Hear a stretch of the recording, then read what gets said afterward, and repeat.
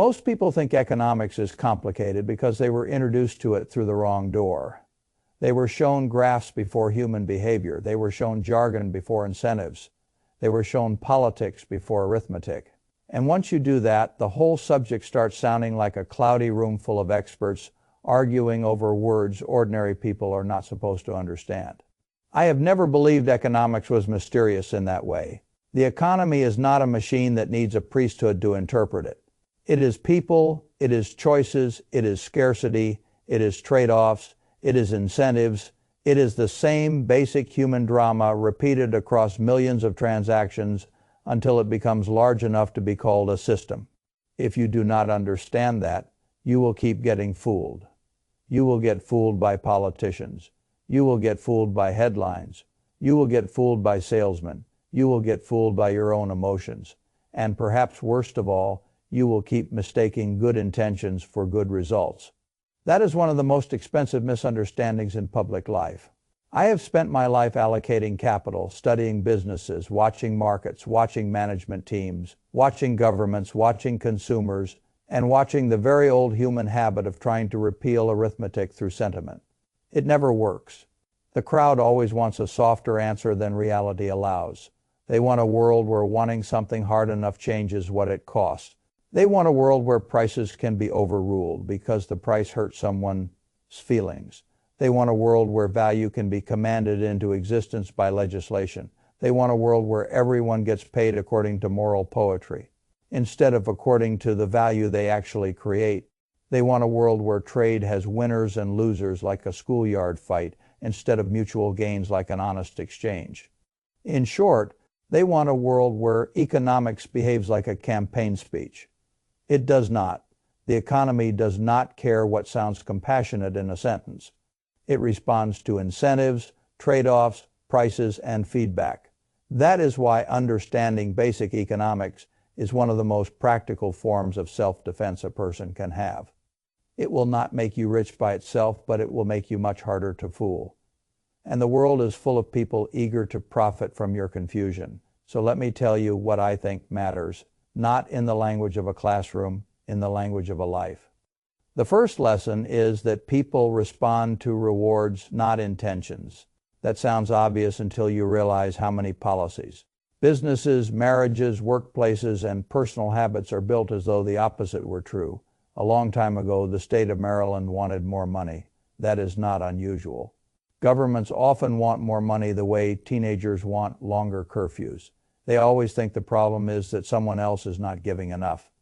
So Maryland looked around and said, very well, let us tax rich people more heavily. The state had around 8,000 millionaires. The arithmetic on paper looked elegant. Raise the tax rates on high earners, collect more revenue, and call it fairness. Everyone applauded. Then the real economy answered. The next year, people counted again and found that roughly 2,000 millionaires had vanished from the state, not vanished into smoke. They moved, they changed behavior, they changed residence, they changed where income was recognized, they changed what Maryland had unintentionally rewarded them to do. The state did not receive the clean windfall it had advertised. It lost far more revenue than its celebratory calculations had promised. That is not because millionaires are saints or villains. It is because they are people. And people change behavior when incentives change. This is the first brutal truth most adults never fully accept. Intentions do not drive behavior nearly as reliably as incentives do. A government can intend to help the poor and still design a policy that rewards capital flight, business relocation, reduced investment, and fewer jobs. A company can intend to create teamwork and still reward internal politics more than real output, in which case it should not be surprised when the place fills up with smiling saboteurs. A husband can intend to improve his marriage, but if what he actually rewards is silence, avoidance, and emotional withdrawal, then that is what he will get more of. That is why I always prefer asking a colder question, not what do I want people to do? What am I actually rewarding them to do? This applies in the boardroom. It applies in a household. It applies in your own personal behavior. If you reward yourself every time you feel stressed by ordering useless things online, Do not act surprised when stress and packages start arriving together like a married couple. If you reward employees for looking busy instead of producing value, do not complain that you built a theater company instead of a business. If you reward politicians for sounding compassionate instead of delivering workable results, do not complain when the speeches improve and the streets do not. People move toward what pays. That is the rule. The second lesson is that every choice has a cost. This is one of the simplest truths in economics and one of the least respected. People think cost means the cash they handed over. It often means the thing they can no longer have because they chose something else. If you have $10 and want a coffee, a burger, and a movie ticket, you cannot have all three. You may get one and part of another. You may change the quality of the choice. You may delay something, but whatever you do, one thing chosen is another thing surrendered. That is economics. Not because life is cruel, because resources are finite, time is finite, attention is finite, money is finite, energy is finite. That is why I have always disliked the question, can I afford this, when it is asked in a lazy way. What people usually mean is, do I possess enough cash or enough credit to complete the purchase? That is a much weaker question than the one that matters. What am I giving up to get this? I knew a man who bought a BMW for about $50,000 because he thought he had made it. Nice leather. Good badge. Pleasant feeling at stoplights. The world would see him differently, or so he imagined. Now, let us compare that with a $20,000 Toyota Corolla and pretend the difference, $30,000, went into a broad, low-cost index fund rather than into vanity over 10 years. That difference might roughly double depending on the path of returns. Over 30 years, it could become $250,000 or more. That means the BMW did not cost $50,000. It cost $50,000 plus the compounding that 50 would have enjoyed if it had not been converted into identity. The same thing is true everywhere.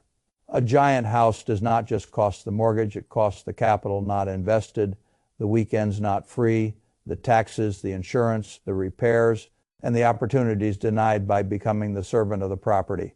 A long, pointless meeting does not merely cost an hour. It costs the work that hour could have finished, the thinking it could have allowed, the energy it could have preserved. Once you really understand trade-offs, the world becomes both more terrifying and more manageable. Terrifying because you begin seeing how expensive casual choices can be. Manageable because you stop living as though every purchase or hour stands alone. The third lesson is that prices are messages. People hate hearing this because prices are often unpleasant. A high price feels like an enemy. It feels accusatory. It feels unfair. But price is usually not the enemy. Price is often the only honest signal in the room. There is a famous exchange I have always liked. Mikhail Gorbachev once visited Britain and asked Margaret Thatcher some version of how the country made sure people got fed. She answered, "Prices do." That is one of the most elegant sentences in economics. Think about what it means. London has not grown enough food to feed itself in well over a century. Millions of people eat there every day. No Ministry of Sandwiches coordinates the bread. No central bureau decides how much Norwegian fish should arrive, how much Brazilian coffee, how much Argentine beef, how many tomatoes, how much flour, how many eggs, and yet the shelves keep getting stocked. Not by one grand plan, by prices. When something becomes scarce, price rises and sends a signal, use less, bring more, find substitutes, expand supply if you can, reallocate from where it matters less to where it matters more. When something is abundant, price falls and sends another signal. There is enough, slow down, consume more if valuable, redirect effort elsewhere if needed. You could not coordinate this manually even if you wanted to. Imagine being put in charge of all the pizza in a country. Not one pizza shop, all the pizza. Your job is to determine how many pizzas each city wants, what toppings are preferred on what days, how much milk becomes cheese instead of ice cream, how many tomatoes become sauce instead of ketchup, how many ovens must be built, how much flour gets diverted from bread, how delivery routes change in rain, how student demand changes during school holidays, how a football game changes orders on a Friday night. No person can know all that. No committee can know all that. No central office can gather the changing preferences, the local scarcities, the weather, the moods, the substitutes, the hidden inventories, the small incentives, and the countless marginal adjustments happening every minute. But prices can, not because prices are magical, because prices compress scattered information into one usable signal. This is why I always tell people that when you see a price that angers you, pause before you moralize, ask what the price is trying to tell you. Is something scarce? Are too many people chasing too little supply? Did production costs rise? Did demand surge faster than anyone expected? A price is not always pleasant. It is still information. The fourth lesson follows directly from that. Price controls do not work. Now, this is one of those statements that sounds harsh until you understand what the alternative has repeatedly produced. Take New York City. For years, one could find thousands of abandoned apartments sitting empty while homeless people slept on the streets outside. That sounds insane until you understand the mechanism. Imagine your school announces free pizza tomorrow, unlimited. Take as much as you want at first, the regular lunch crowd lines up, then word spreads. Kids who brought lunch show up anyway. Kids from other grades appear. Some take extra slices because free things make people nervous about future availability. 20 minutes later, the pizza is gone. The early arrivals hoarded, the late arrivals got nothing. That is what happens when the price is forced down below where the market would have balanced supply and demand. The demand surges because the price says take more. Supply weakens because the producer earns less. Everyone blames greed. Arithmetic keeps doing its job. Rent control follows the same structure. Rent rises. Politicians respond by capping what landlords can charge. The public cheers.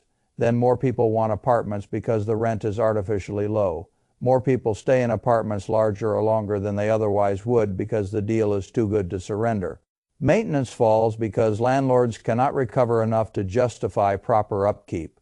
New construction weakens because investors do not like building things whose price has been politically handcuffed.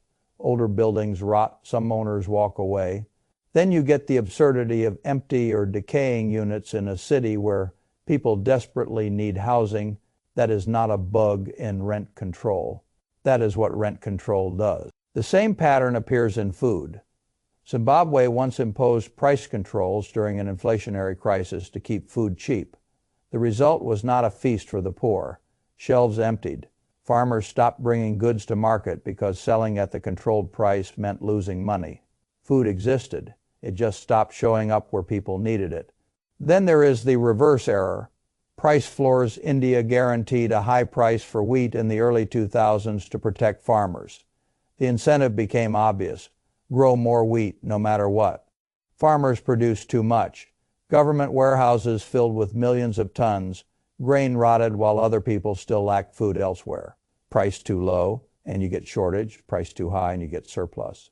Either way, if you command the signal instead of listening to it, you break the system that signal was coordinating. And here is the especially cruel part. Price controls are usually sold as protections for the poor. In practice, when shortages appear, the rich find workarounds. They know somebody, they can wait longer. They can pay under the table, they can leave the market and buy elsewhere.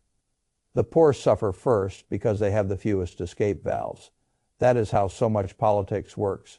A policy designed in the name of compassion creates a shortage that harms the exact people it claimed to protect. The fifth lesson is that profits and losses are directions. People hear profit and immediately think greed. They hear loss and immediately think failure. Both reactions are childish. Profit and loss are information. Imagine a school lunch table again. You notice fruit snacks are popular, so you bring extra packs and trade them for things you want. It works. That profit tells you something. Keep doing this. The value you created is wanted. Now imagine you try the same thing with raisins. Nobody wants them. You cannot give them away. That loss also tells you something. Stop. Move your allowance and effort somewhere else. That is what profits and losses do in an economy. They are signals about where resources are being used well and where they are being wasted. A business earning profits is not automatically virtuous, but it is receiving a powerful message from the market. Something about what it is doing at that price and quality and scale is worth preserving or expanding. A business suffering chronic losses is not automatically immoral, but it is also receiving a message, the labor, capital, materials, and management attention being poured into this enterprise are not producing something valued enough to justify their cost. That matters because resources are finite. If a bad business dies, that is not always a tragedy. Sometimes it is exactly how an economy cleans itself. The engineers go somewhere more useful. The steel gets used in something people actually want. The capital is freed from a weak idea. Then governments and romantics step in and break the signal. They say the company is too important, too symbolic, too politically connected, or too emotionally resonant to fail, so they subsidize it. Now the economy is doing the equivalent of paying the raisin boy to keep buying raisins forever. The losses are no longer allowed to tell the truth. Resources remain trapped in weak uses because someone could not bear the embarrassment of admitting the market was right. This happens in whole industries. It happens in education systems. It happens in public agencies. It happens in family businesses kept alive by denial. A person should look at his own life the same way. What activities are producing results? What habits are producing health, money, or peace? What projects are just bleeding cash, time, and morale? A loss is not always shame. Often it is information. Use it. The sixth lesson is that your wage is a price too. This is where a lot of sentimental nonsense enters public conversation. People ask why nurses are not millionaires, why construction workers work so hard for moderate pay, why some physically easier jobs pay more than brutal labor, why one software engineer can earn more than 10 strong men with tools. The answer is not that the world is always fair. The answer is that wages, like prices, are tied to value creation. Suppose you run a lemonade stand and hire your friend Maria, with Maria helping you sell 10 extra cups at $1 each. She created $10 of extra revenue. You can pay her up to $10 and not lose money. Now imagine you hire Jake instead. Jake is distracted, slow, on his phone, spills half the pitcher, and only helps you sell 2 extra cups. If you pay him $10, you are losing 8 every hour. That is what wages are at their core. Not a medal for effort, a market estimate of how much value your labor adds at the margin. Now the world complicates that with regulation, bargaining power, scarcity of skills, credential barriers, cultural prestige, and all the rest, but the center still holds. If you want to earn more, create more value, learn skills that are scarce, solve more expensive problems, make yourself useful in ways that are hard to replace. Politicians love promising living wages through legislation alone. But if a worker adds only $10 of value and you force an employer to pay $15, the employer has only a handful of choices. Raise prices if possible, cut hours, not hire the worker, replace the worker with automation. Close the shop. You may dislike that. Disliking it does not repeal it. The same law operates in your personal life too. Your employer is not paying you for your suffering. He is paying for what you allow him to achieve through your labor. That should not discourage you. It should focus you. Do not ask first, how do I get paid more? Ask, how do I become the sort of person whose contribution is worth more? That is a much better question. The seventh lesson is that trade makes everyone richer. This may be the most politically abused truth in economics because it is so easy to turn trade into a tribal story. You have a sandwich. Your friend has pizza. You both prefer half of the other's food to half of your own. So you trade. Nobody created more food in the transaction, yet both of you are better off. That is what trade does. It increases value by moving things toward higher valued uses. Adults forget this because they have been trained to think like spectators at a football game. One side wins, one side loses. Who beat whom? Trade is not usually like that. If one country buys from another, it is because the buyer prefers the goods to the money and the seller prefers the money to the goods. Both sides gain or the exchange does not happen. People say we are losing to another country as if trade were an invasion. That language is emotionally effective and economically confused. Even comparative advantage, one of the most beautiful ideas in economics, gets buried because it sounds technical when it is really simple. Imagine you are a lawyer earning $300 an hour. You are also decent at cleaning your office. Should you clean it yourself? Number hire someone at $20 an hour, even if you are better than the cleaner. Your advantage at law is far larger than your advantage at cleaning. You gain by specializing in trading. Countries work the same way. One nation may be better at making both cars and shirts, but if it is much better at cars than at shirts, and another nation is relatively less bad at shirts, then both countries gain when the first leans toward cars and the second toward shirts, and they trade. That is why economists with wildly different political values have, for centuries, generally understood that trade is cooperation, not war. Of course, trade can create transitions, pain, dislocation, and political difficulty. I do not deny that. What I deny is the childish fantasy that an economy becomes richer by trying to make everything itself regardless of cost and opportunity. Trade at every level is a way of saying, I will stop wasting time on my weakness and focus on my strength. That is true between nations. It is true between businesses. It is true in your own life. If you are spending hours every week on tasks you hate, perform poorly, and could outsource cheaply while neglecting the thing only you can do well, then you are violating the logic of trade inside your own schedule.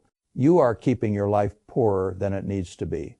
Now, if you step back from all 7 lessons, you begin seeing the shape of economics more clearly. People respond to incentives, not intentions. Every choice excludes another. Prices are messages. Price controls silence those messages and create chaos. Profits and losses are directions. Wages are prices for value. Trade enriches both sides by moving effort where it is most productive. This is not just theory. This is the operating system of real life. Once you understand that, 1,000 public arguments become much easier to evaluate. You stop asking whether something sounds compassionate. You ask what it rewards. You stop asking whether a purchase feels affordable. You ask what it crowds out. You stop blaming prices for being unpleasant and start asking what reality they are signaling. You stop treating losses as shame and start treating them as feedback. You stop demanding higher pay from the universe and start asking what scarce value you can offer it. You stop thinking of trade as surrender and start thinking of specialization as liberation. This is why understanding economics matters so much. It will not make you omniscient. It will not let you forecast every market move or every election or every recession, but it will make you harder to manipulate. It will make you less sentimental in the face of arithmetic. It will make you less likely to clap for policies that sound beautiful and work terribly. And perhaps most importantly, it will make you more disciplined in your own life. Because economics is not really a story about nations first. It is a story about choices, your choices, what you reward, what you buy, what you delay, what you outsource, what you keep doing despite repeated losses, what you refuse to do even though it would create value. That is where the subject becomes personal. That is where all the theory becomes useful. I have always preferred ideas that survive contact with life. These 7 do. They survive markets, politics, family budgets, marriages, wages, businesses, and entire civilizations. Ignore them. And you can still sound clever for a while. Respect them. And you will stop making certain expensive mistakes. That alone puts you far ahead of the crowd. And that, in my experience, is often all the edge a rational person really needs.